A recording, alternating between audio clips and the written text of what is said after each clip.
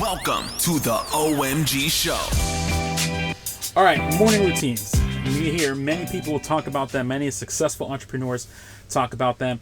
And today I'm going to be talking about them because someone asked me in terms of, how do I create a morning routine for myself that works? And they wanted to kind of, they wanted me to shed light into my own morning routine in terms of how I set myself up so I can attack the day and that I can move my business forward. So let's go ahead and talk about that. Now, I think one of the biggest things that affect morning routines and the optimization of your morning routine is that there's just so much information out there between like deep breathing and green juices and meditation and yoga and journaling and visualizing, and there's just so much out there that it can get pretty overwhelming in terms of, well, I want to do it all, but the reality is that number one, you may not need it all, and number two, you're different, you're unique. And so what works for someone else is not necessarily going to work for you, and that's okay. That's totally fine, right? Some people like spicy food. I myself do not like spicy food, and that's okay. All right. So, I think it's just too much overwhelm that comes when it comes to having a morning routine. And the thing about it is that like when there's overwhelm, that prevents action, right? When you're too overwhelmed in terms of what's the best routine or how do I best go about it, you're spending too much time thinking, not enough time taking action. And so when you spend too much time thinking, the self-doubt starts to creep in again. So for example, you might set your alarm for 5 in and it goes off and you tend to snooze it. So because you snooze it, you're like, well, forget it. There goes my day. And then the rest of your day is affected.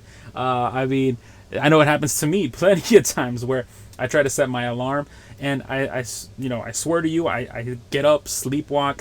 I don't even know how it happens. I just turn it off. I'll purposely put my phone on the other end of the room, somewhere hidden, and I just wake up and I automatically find it, turn it off, and just go right back to bed. It's happened to me more times than I like to admit. But I still have a morning routine, okay?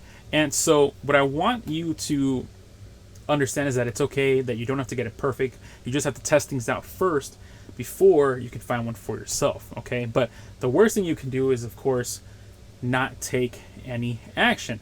Now, again, when you don't take any action, that's going to put you in a place of stress, which is what we want to avoid. And the reality is that it's totally doable for you to create a morning routine of your own. So let's get into kind of what I would recommend as an outline for how to create your own morning routine.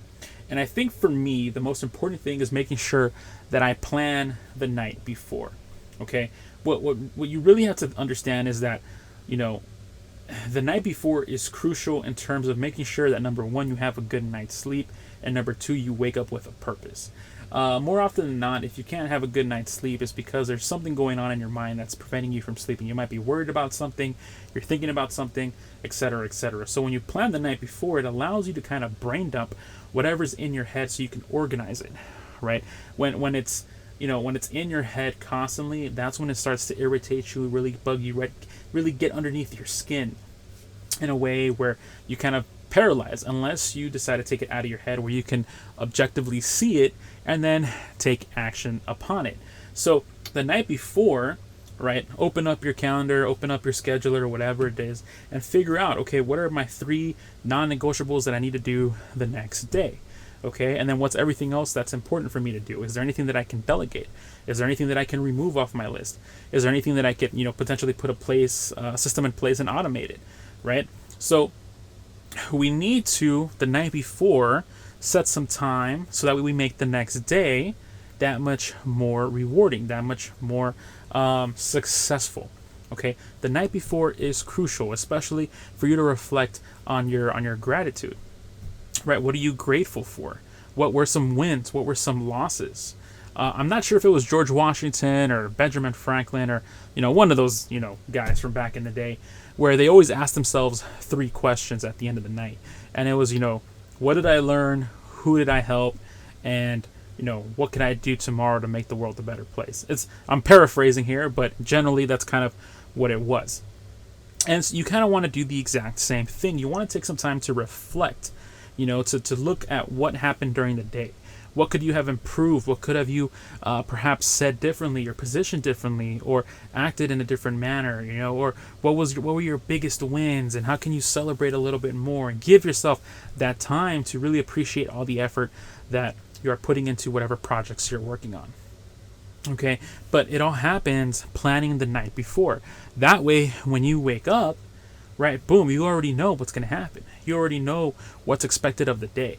You're not kind of waking it up and just figuring it out, So you definitely want to take advantage of the night before.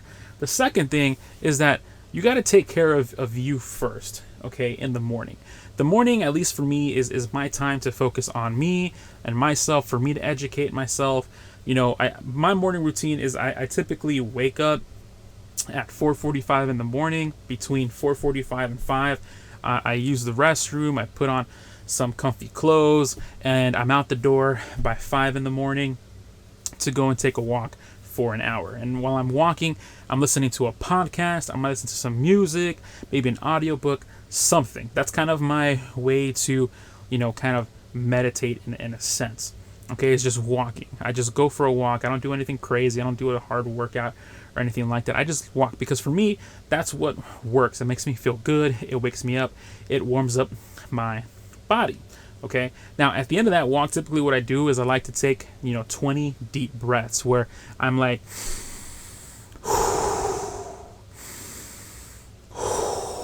and while I'm breathing, I'm thinking about breathing into all areas of my body. I want the air to go to my toes, to my ankles, to my knees, to my legs, to my thighs, my lower stomach area. I want the air to go all throughout. I'm hyper focused on making sure that my body has enough oxygen. Okay, because when I have enough more oxygen in my body, I know that I perform and I think quicker, and it's just a much better experience for me overall. Okay, and so typically I'm back at the house by like 6:05, and I've already done a walk. I listen to a podcast. I have enough oxygen, and that's when I start to write my emails for the day, for my business, or I'll check any emails and kind of respond to them in that sense. And then that goes on for about an hour. Make sure the podcast is good, all that kind of jazz, and I'll probably have breakfast around 8, maybe 9 o'clock sometimes. It's really just about taking care of me first before I deal with any client work, before I do any outreach, before I do any content, any marketing. It's making sure that I take care of the house first. Okay, Sun Tzu, The Art of War, he said that before you go out to war, you got to make sure that everything that you have is in order. And so for me, what works is making sure that I put myself first, because otherwise, I know myself, I self-sabotage and I tend to put others first before focusing on anything that I want to do for my business, and then, or anything that I want to do for me personally. And then, 2-3 months down the road, I'm like, man, I wish I would have done that. Right. So I always tend to focus on me first, waking up in the morning. So that way the rest of the day I can focus on providing value to everyone else. All right. The third thing is making sure that you handle your business after you take care of yourself. Okay? Because again, whatever your business might be, you got to make sure that you stay on top of that, right? That it's all scheduled out and you're ready for it. Okay? But again, this all relies on making sure that you plan the night before. Planning out the night before, you can schedule your you time and then boom, handle your business. Okay? And when you have those 3 elements in place, right, you start to develop a positive feedback loop where now you're like, okay, I'm working on myself. I'm feeling better. I have more energy. I can give more value, which then means I'm helping more people out, which then gives me more energy to then plan some more and do it all over again the next day. It starts creating a roller coaster of positivity that's going to be infectious not only to you, but to your business and everyone that your business interacts with. And that is really what you want. So again, when it comes to creating a morning routine, find something that works for you. However, plan the night before.